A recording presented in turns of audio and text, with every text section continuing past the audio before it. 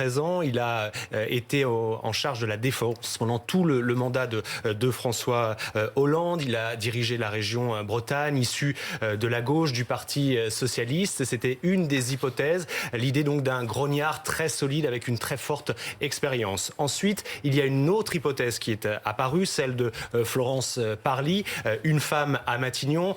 Ça n'est pas arrivé depuis Édith Cresson au début des années 90. Elle est peu connue du grand public, Florence Parly. Elle est en charge des armées. On la voit sur ces images avec le chef d'état-major des armées, François Lecointre. Elle a été secrétaire d'État au budget au début des années 2000. Elle a été conseillère de Lionel Jospin à Matignon lorsque Lionel Jospin était Premier ministre. Là, on était dans une configuration peut-être plus d'une Première ministre coordinatrice, organisatrice, on va dire, de l'action gouvernementale qui laisserait plus de place au président Emmanuel Macron. Et puis une des dernières hypothèses qui circule, c'est celle de Jean Castex, qui est peu connu du grand public, même si ces dernières semaines, on a beaucoup parlé de lui parce qu'on lui a confié, le président de la République lui a confié une mission extrêmement sensible. On l'a appelé le monsieur déconfinement. Avec Édouard Philippe, il a mis en place le déconfinement du pays après la crise sanitaire que nous avons traversé. Il coche plusieurs cases, Jean Castex, effectivement. Il est à la fois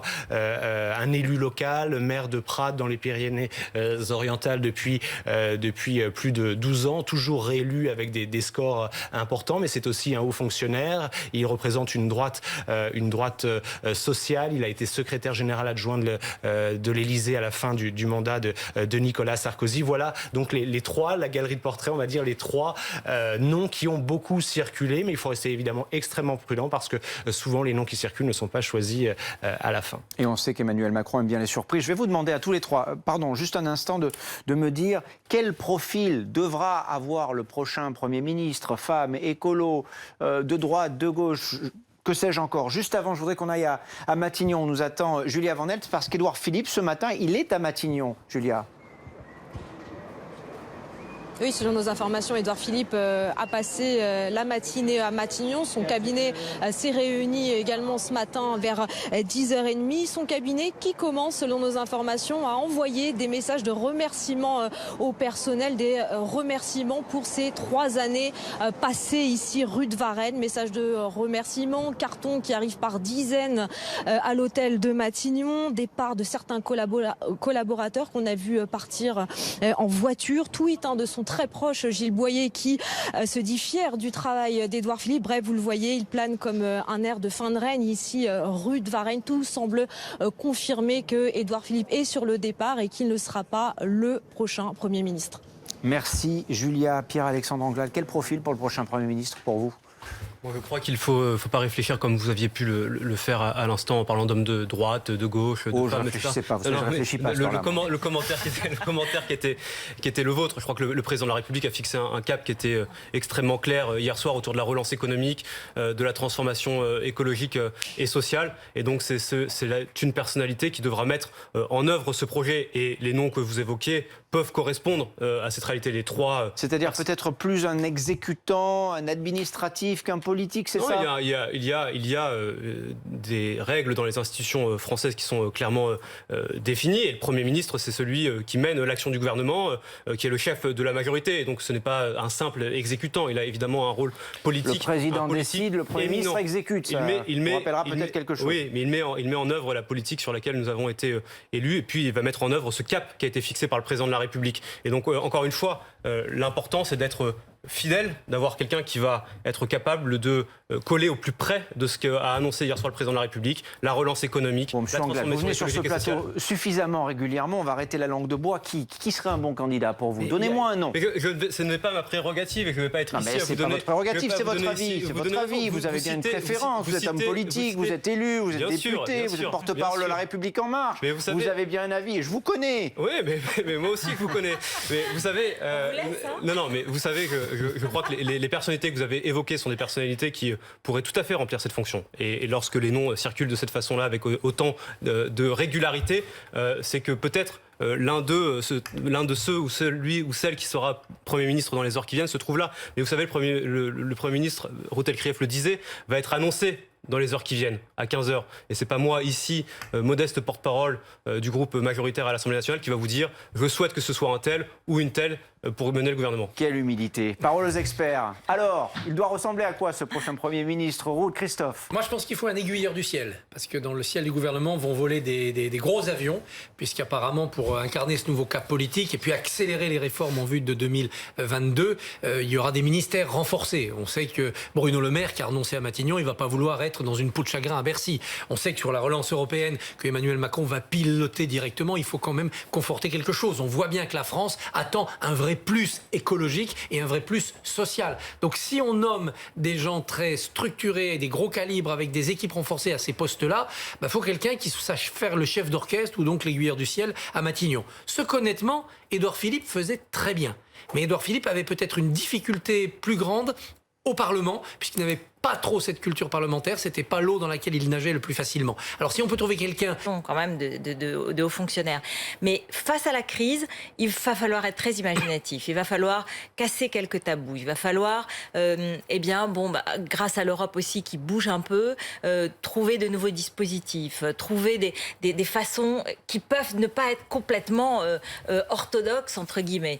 Donc il faudra quelqu'un qui peut l'accompagner et en même temps le compléter. Et donc, par exemple, avoir un ancrage local, pouvoir parler à la majorité de façon plus facile. Non pas qu'Édouard Philippe était apprécié par une grande partie des députés, mais il y avait aussi des députés qui considéraient qu'il représentait trop une partie de la droite et qu'il représentait trop, je dirais, les règles de Maastricht et les règles de budgétaires et une forme trop technocratique qui éloignait trop la majorité de la promesse initiale d'Emmanuel Macron. Donc, il faudra quelqu'un qui puisse concilier tout cela et donc qui sera un accompagnateur d'un Emmanuel Macron qui veut être en première ligne, décidément. Pierre-Alexandre Engel, au vu des résultats des élections du deuxième tour des municipales, avec cette vague verte dont on a beaucoup parlé, au vu évidemment des déclarations du chef de l'État suite à la Convention citoyenne pour le climat, est-ce qu'un Premier ministre écologiste ce serait une bonne idée? Vous savez, je crois qu'effectivement, il y a une aspiration écologique qui s'est exprimée très fortement dimanche dernier dans les urnes, qui d'ailleurs précédait à cette élection. Et quand le président de la République a lancé la Convention citoyenne pour le climat il y a 1 an, c'était déjà pour répondre à cette exigence-là. Moi, je pense que l'esprit qui a toujours été le nôtre a toujours été un esprit de dépassement. Et donc, plus qu'une étiquette politique, quelqu'un qui viendrait de la droite, de la gauche ou des écologistes, c'est une personnalité qui devra mettre en musique ce tournant écolo. Mais moi, je note aussi que dans les déclarations des responsables d'Europe Écologie Les Verts, il y a assez peu d'ouverture vis-à-vis de la majorité et du gouvernement. Et donc, de ce point de vue-là, je doute que le Premier ministre sera issu des rangs d'Europe Écologie Les Verts. Bonjour Mathieu Plane, merci d'être avec nous. Vous êtes économiste à l'OFCE. Vous avez peut-être lu l'interview accordée par Emmanuel Macron dans la presse ou à la presse quotidienne régionale. Il y parle notamment d'économie. Il évoque les 35 heures, la réforme des retraites avec l'âge pivot. Et il évoque évidemment ce nouveau chemin qu'il veut tracer, le président de la République. En matière économique, il doit ressembler à quoi ce nouveau chemin? Et pour le tracer, quel type de Premier ministre faudrait-il? Alors, je ne veux pas m'engager sur quel type de Premier ministre il faudrait. En tout cas, il donne quelques pistes, mais le chemin est pour le moment assez large. On n'a pas de mesures précises autour de ce chemin. La question, c'est effectivement comment on va reconstruire, après une crise comme ça, d'un point de vue économique, social, écologique, et quels choix vont être faits.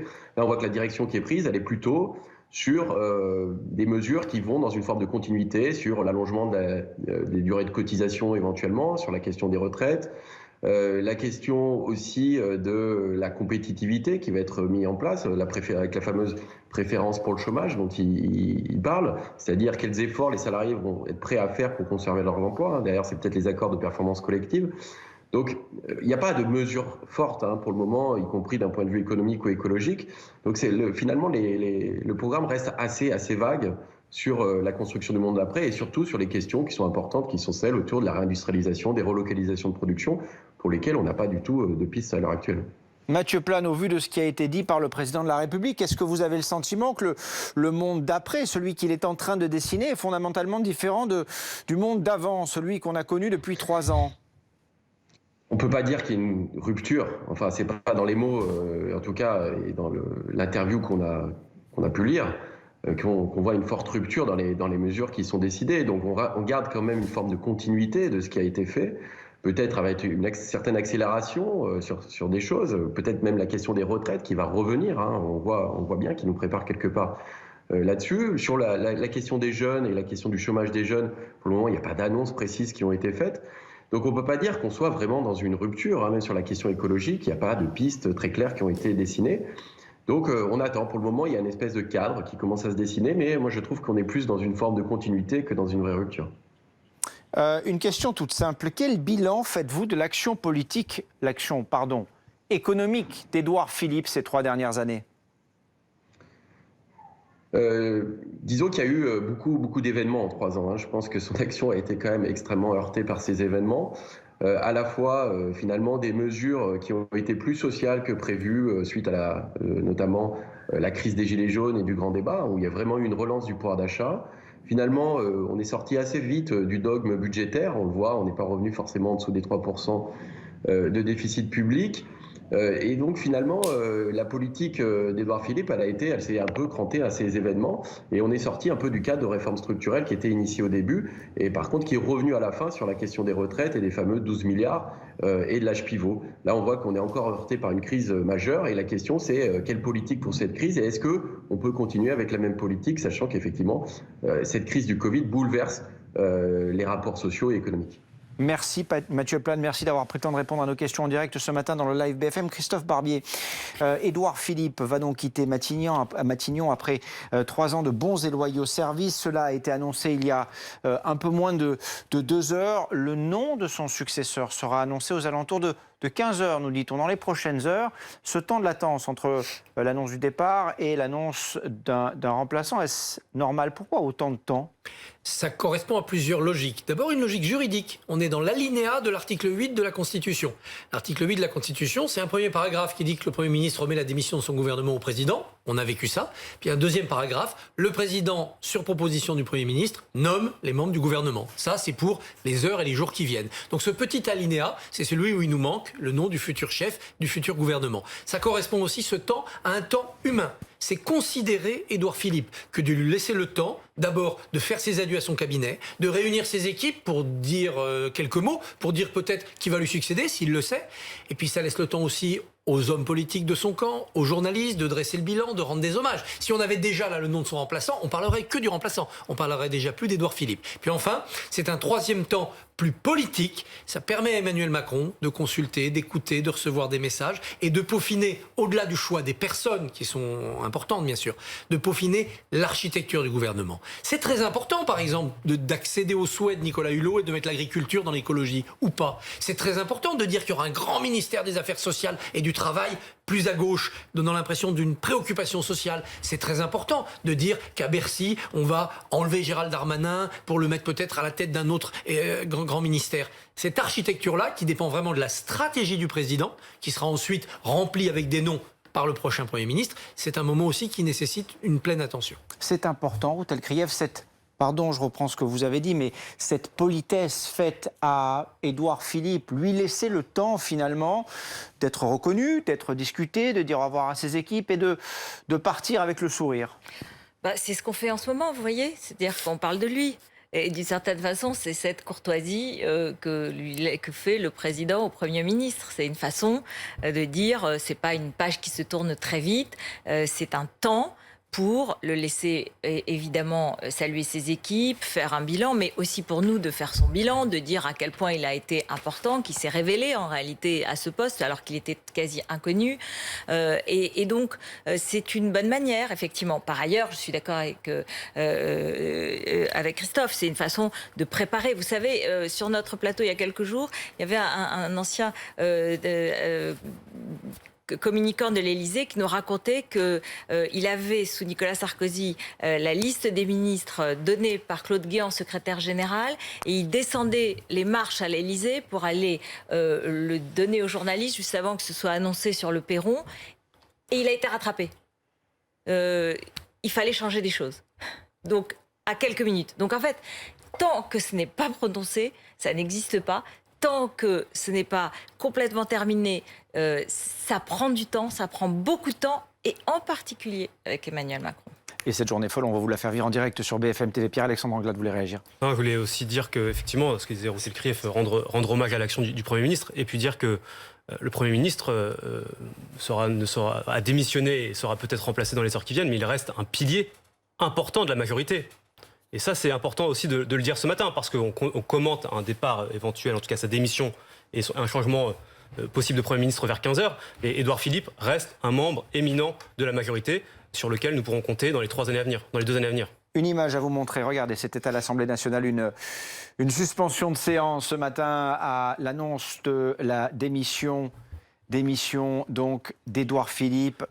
Voilà pour cette image qui va arriver, si tout va bien, dans quelques instants. Je vous indique que nous venons d'apprendre que le président de la République avait accepté la démission du gouvernement présentée par le Premier ministre et par conséquent, nous allons interrompre nos travaux. La séance est levée. Il était 9h38, il est 11h30 désormais. Merci d'être avec nous, c'est du direct, c'est BFM TV. On vous fait vivre ce matin ce nouveau rebondissement dans le quinquennat d'Emmanuel Macron. Édouard Philippe a remis sa démission du gouvernement au président de la République qui l'a accepté. Un nouveau Premier ministre sera nommé dans les prochaines heures. Ce sera dans le courant de l'après-midi, Mathieu Coache. À connaître les coulisses de ce départ d'Édouard Philippe, les choses n'auraient été tranchées qu'hier soir lors d'un tête-à-tête entre le président de la République et celui qui était encore son Premier ministre. Les deux hommes ont partagé, nous dit l'Élysée, un constat, la nécessité d'un nouveau gouvernement pour incarner une nouvelle étape du quinquennat. L'Élysée qui insiste sur le caractère chaleureux, amical de cet entretien. Le président de la République a ensuite remercié Édouard Philippe pour le travail accompli en commun et en confiance dans une loyauté parfaite. Vous voyez que la présidence de la République insiste sur ce divorce en commun accord, en confiance aussi. C'est le début d'une longue attente qui commence maintenant dans tous les cabinets ministériels avec plusieurs étapes. La nomination d'abord, vous le disiez, d'un nouveau Premier ministre dès aujourd'hui, dès cet après-midi, avant 18h, peut-être un peu plus tôt, laisse entendre certaines sources au palais. Et puis ensuite la composition dans les jours qui viennent de l'équipe qui devra incarner cet acte 3 voulu par Emmanuel Macron, l'équipe qui l'accompagnera aussi jusqu'à la présidentielle de 2022. Merci Mathieu pour toutes ces précisions. On va vous retrouver tout au long de la matinée et tout au long de l'après-midi pour continuer de vivre avec vous ce qui est en train de se passer. L'actualité accélère ce matin. Je vous le rappelle, donc un nouveau Premier ministre sera nommé dans les prochaines heures. Quels sont les candidats potentiels? Quels sont les noms qui reviennent, Jérémy Brossard, pour remplacer Édouard Philippe? Le premier nom qui a beaucoup circulé, c'est celui de Jean-Yves Le Drian, l'actuel ministre des Affaires étrangères, qui est très connu des Français puisqu'il a été en charge de la défense pendant tout le mandat de François Hollande, et ça a été une période lourde avec des interventions militaires au Mali notamment. Il a 73 ans, Jean-Yves Le Drian, il a dirigé la région Bretagne, il est issu du Parti socialiste. Ce serait le choix en tout cas de l'expérience et d'une forme de signal envoyé à gauche après un Premier ministre issu de la droite. Ça c'est la première hypothèse, le premier scénario qui a beaucoup circulé. Un deuxième nom qui est beaucoup revenu ces derniers jours et encore ces dernières heures, c'est celui de Florence Parly, qui est actuellement en charge des armées. Elle est peu connue du grand public, mais elle a une expérience politique importante. Elle a été secrétaire d'État du budget au début des années 2000. Elle a été conseillère de Lionel Jospin en 1997, lorsque Lionel Jospin était à Matignon. Là, on est sur une réorganisation, on va dire, avec un profil plus discret à Matignon, une coordinatrice, une organisatrice de l'action gouvernementale qui laisserait peut-être plus de place au président de la République. Et puis un des derniers noms qui circule, c'est celui de Jean Castex, peu connu des Français, même si ces dernières semaines, on a beaucoup parlé de lui parce que le président de la République lui a confié une mission très délicate.